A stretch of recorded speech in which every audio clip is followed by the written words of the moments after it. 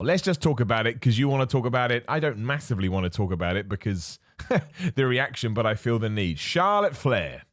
Charlotte Flair has kind of fitted into this, we call it a Shane McMahon position, a Baron Corbin position, where she is overexposed. Now, there's different ways to look at it. It's never good if you are overexposed. Not necessarily true. Well, no, I mean, the term overexposed is obviously, it makes a lot of sense. There are some industries where it's good to be featured. YouTube, for example. It's good to be all over YouTube because YouTube appreciates it. But I don't think we need to see Charlotte Flair on SmackDown, Charlotte Flair on Raw, and Charlotte Flair on NXT. So yes, that's I don't want to call it an issue. That's a bit extreme. But there is probably a little bit too much of her, as there was with Baron Corbin in late 2018, and as there was with Shane McMahon whenever the hell that was. I can completely understand that. That makes all the sense in the world.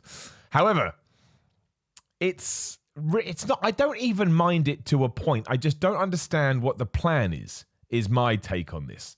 Because the rumor now is that she's left NXT. And if she was leaving NXT, she really should have got pinned or submitted for the title. I don't think it would have made a difference. She's Charlotte Flair. We've seen it happen with a lot of other sort of super duper people or top of the card people. And they have survived massively. Like Finn Balor has lost on NXT.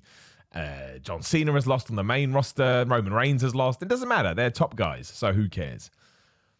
But what I didn't even mind it at the time because I thought there was actually a really cool direction you can go in. You know, Io Shirai and Rhea Ripley can feud, or Io Shirai and Charlotte can feud, and as long as Rhea Ripley beats both of those people, then you've kind of it's a full court press. You've given something back to everyone. But if she has now left NXT, to then put her on Raw.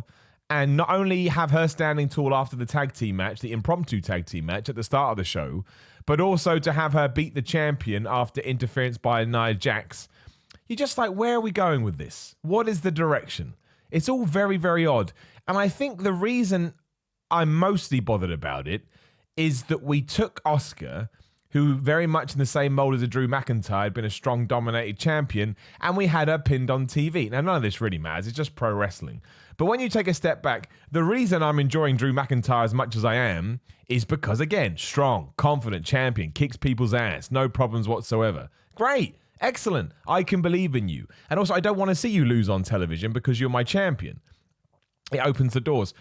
So now that Asuka has done that, you have the question of, well, why isn't Charlotte inserted into the match on Sunday at Backlash, right? Surely she has her right to say I should be in that contest. So it's very, very strange. It's very, very strange all around. But look, it is what it is. Maybe what I assume is going to happen is that Asuka will beat Nia Jax at Backlash, and then we just go into Asuka versus Charlotte for the title. But we've seen that match a few times now, and I love it. I think the double shame was the Charlotte versus Asuka match. I mean, a 30-minute women's match to finish off Raw. 5 years ago, it wouldn't even been in the conversation. Nobody would have believed you. So to get that rocked, but then to have it with a distraction finish, meh. I wasn't feeling it. I wasn't feeling it at all. I didn't really, I didn't really get it. It's very, very, very odd. And again, I kind of understand. It means we'll do Charlotte Asuka for the title after Nia Asuka at Backlash. But start that program next week. We didn't need to have that match.